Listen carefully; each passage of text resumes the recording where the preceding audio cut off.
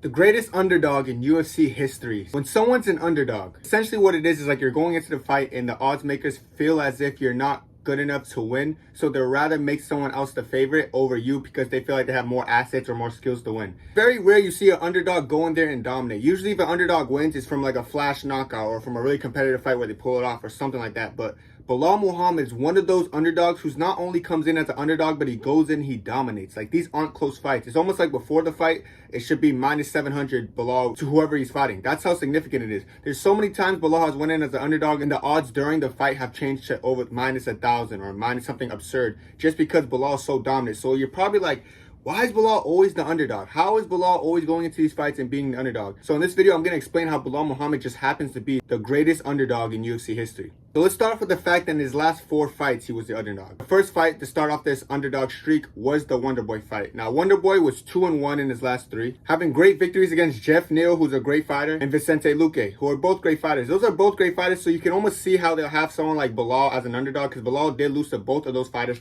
just very early in his career. He ended up beating Luque later on. I'll get into that when it happens. So yeah, so it makes sense almost like why you would think that Wonderboy would be the favorite. However, when the fight started, it was something drastic, something different. Belal went in there and he not only beat Wonderboy, but he drowned Wonderboy. Belal Muhammad went in as a plus 195 underdog. When the fight started, it was a whole different ball game. It was almost like Belal was just levels ahead of Wonderboy Thompson. It was like the fight wasn't competitive. He went in there, he drowned him, he held him down, he picked him up, he slammed him. Every time Wonderboy would get up, he get slammed again. He was outworking him, he mauled him, he broke him with pace and pressure. It's very rare you see Wonderboy ever broken in by pace and pressure in a fight. It's not like Wonderboy has bad takedown defense. It's just that Belal's pace and wrestling just weared on him and wear on him. So he went in there as an underdog and not only looked like the favorite, like the huge favorite by the end of the fight, but it almost looked like the fight was so one-sided it shouldn't even been booked. Like, it's almost like, why was that fight even booked? Like, look how bad Belal destroyed him. And it's the fact that Belal went in as a plus 195 underdog going into that fight. How does that make any sense? It's like, how is this guy who's the underdog going in there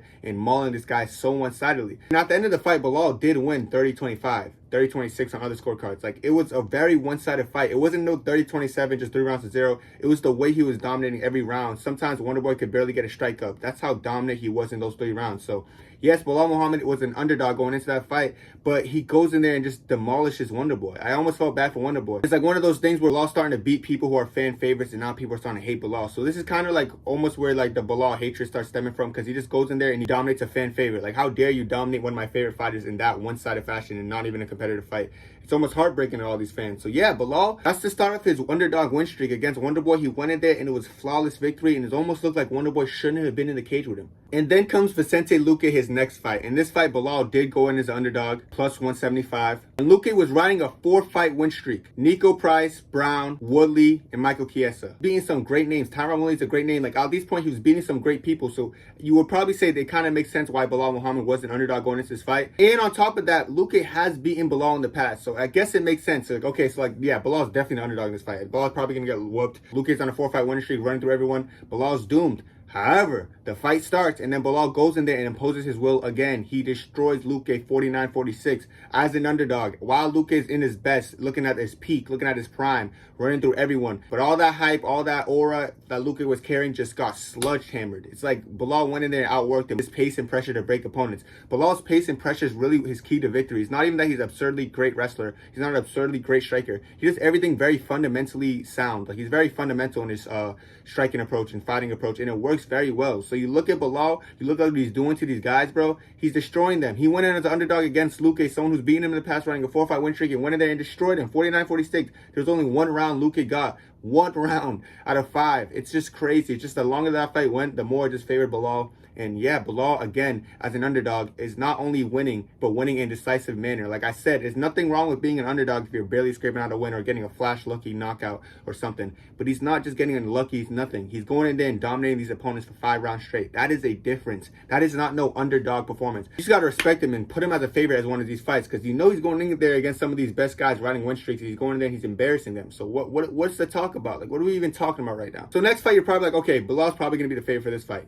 No. Against Sean Brady, who was a 15-0 prospect at the time, he went in as a plus 126 underdog. So yes, a little bit closer in the odds, but they still aren't respecting Belal. It's almost like they know that Belal's still going as the underdog and just beating everyone like one decisively. I gotta address this point because people might be like, yeah, but the odds are so close. I understand the odds are close, but when you're having performances like this, like as a slight underdog, when you're going in there and they're not competitive, when are the odds makers going to start respecting Belal? Like, when are they going to start to say, you know what, maybe I should put you as the favorite because you're just going in there and dominating these guys. Like, yes, you're the underdog, and it's not like you're barely winning. You're just going in there and then they're just spanking these dudes, making them look like they shouldn't be in the octagon with you. So Sean Brady, they weren't listening, and they still believe, nah, Sean Brady just looked great, riding this win streak, looking unbeatable. I don't see how Belal can do it.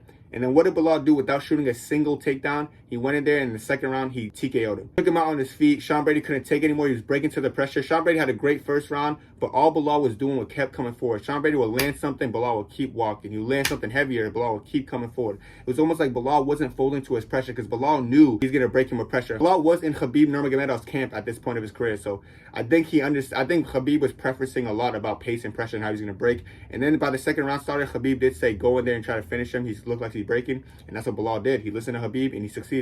So yeah, Sean Brady, riding a crazy win streak, was the favorite going into the fight. Went in against Belal. Not only got dominated, he got finished. He broke Sean Brady. That's the best type of performance, when you go in there and you break someone. He went in there, he took his will. He made it a dogfight. Very few people on the planet Earth were going to go in a fight against Belal and make it a dogfight and beat him. It just doesn't happen. So yes, Sean Brady got outworked and broken by pace and pressure. And Sean Brady is one of the best fighters too, so I know how well this win is going to age, because you're going to see Sean Brady running through everyone under this division very soon. So yes, this one's actually huge for Belal. And Belal, once again, as an underdog, not only wins, but dominates. His very last win as an underdog as of lately was the Gilbert Burns fight. He went in as a plus 135 underdog. Of course, Gilbert Burns, the boogeyman in the division. Gilbert Burns barely losing to anyone else. Before this fight, the only two losses Gilbert Burns had at welterweight at the time was Khamzat Chimaev and Kamaru Usman, which were both great fights. It's not like Gilbert's some kind of pushover, slouch over at this point of his career. People might look back at that fight now like, oh yeah, but after this fight, this happened, whatever. But no, when that fight happened, the underdog went in there and dominated. And I know a big thing surrounding this is like, yeah, but Gilbert Burns had one arm. Gilbert Burns had one arm. It's not fair. He hurt himself in a fight. He hurt himself in a fight. People are making excuses that he hurt himself in a fight. But when you look at Belal Muhammad, who went into the fight with the ankle the size of a balloon, who was swollen, clearly a fracture in there, he still went in there and dominated him. So you can't say one guy had one leg, one guy had one arm. Which is worse? They're going to probably say, oh, arm's worse, because at least you could... And then I could just turn around and say, yeah, but someone who's limping around the octagon, like, what kind of thing is that? If Gilbert Burns had a good game plan, he would have threw a lot of low kicks, but he didn't. So game plans win fights, right? Belal saw that Burns' arm would compromise. He was throwing body kicks to the arm. He was just throwing kicks to the arm, kicks to the arm. He knew Belal's ankle was compromised. He didn't throw a single low kick. That's a lack of fight IQ. That's his fault. And then at that fight, you could see that Gilbert Burns was just mentally broken. He just couldn't take it anymore. He was just getting broken. He wanted to give up on himself in the corner. It was like one of those situations where Belal, once again, using his pace and pressure, just breaking people. And not a single takedown attempt was shot by Belal. Matter of fact, the only takedown attempt that was attempted was Burns trying to take down Belal, and it didn't succeed. It didn't work. He got stuffed, and that's how you know he got his will broken. You just got to respect Belal Muhammad as a fighter, because he's going in there as the underdog and not only winning but dominating. That's what I want to preference. Like, I understand people are going to be like, yeah, but I know a lot of slightly low underdogs who win fights. He's not just winning these fights. And this is a 4-fight underdog streak. It's not like this is just like a once in a lifetime thing. Oh, let me put him underdog once. And no, constantly happening. They're constantly underrating Belal, putting him as an underdog, and then he's going in there and dominating. They're not respecting this dude. They don't respect him. It's crazy, bro. And now, of course, he's fighting Leon Edwards in less than a week. And guess what? When the odds first opened up, Belal opened up as a plus 300 underdog. It's like they don't learn their lesson. They're not learning their lesson. They're not learning from anything. They keep doubting Belal, and I love it. Unfortunately, that gap has closed to plus 185 because they kind of understand that weight. Like, Belal is always an underdog, and he always just goes in there and dominates. Plus 185, this is fine. This is slightly smaller than his discrepancy against Wonderboy. Wonderboy was plus 195, of course. So before the fight, they think it's going to be closer than how the Wonderboy Belal would have went. But either way, I see Belal going in there and just doing what he always does. Like I said, Leon Edwards is more fundamentally sound on the striking. I do feel like Leon Edwards is a good striker and has good wrestling. You guys are just underestimating pace and pressure and how it breaks opponents. That's what Belal's going to do. He's going to go in there. He's going to break Leon Edwards. I do think Leon Edwards will be game. Leon Edwards will be ready. He will be ready to stuff takedowns. But once the pressure keeps coming and keeps unloading on Leon, that's what's going to cause him to break. He can stuff as many takedowns as possible. We've seen Aldo stuff all 13 takedowns to Merab, and Merab still won 30-27. It wasn't because he was just missing takedowns. It was because how he was controlling him in the clinch, what he was doing, just like outworking him. That's what won him the fight. It's going to be very similar to something like that, where Belal just continuously coming forward. Leon Edwards is trying to throw one big shot at a time to keep him away, and Belal just keeps coming and keeps coming. We've seen Leon Edwards already hit Belal with his hardest shot with that head kick. He ate it. That was nothing for Belal. So that's my thing, bro. Like, keep doubting Belal. I love the doubt on Belal. It makes me happy. You can't doubt is he's the greatest underdog in UFC history. You can't point to any fighter in UFC history who had a consistent streak of just being an underdog and went in there and dominated. Not just Juan dominated. Like, Khabib was very dominant, yes, but Khabib wasn't an underdog in any of these fights. He was going in as a massive favorite. This is different for Belal. He's going in as an underdog and dominating massively. There's a difference in that. So y'all gotta respect Belal. And like him or not, he is the greatest underdog in UFC history. And like him or not, he will beat Leon Edwards come UFC 304. Alright guys, this is gonna be it for me. Let me know what y'all think down below. How y'all feel about Belal's underdog story? And do you guys think he's gonna get it done against Leon? Honestly, for people like me, it's just looking like that same situation where Belal's the underdog and people are sleeping on him. But I'm telling you right now, he's gonna get the W. That's it for me. God bless. 2, 3, 4.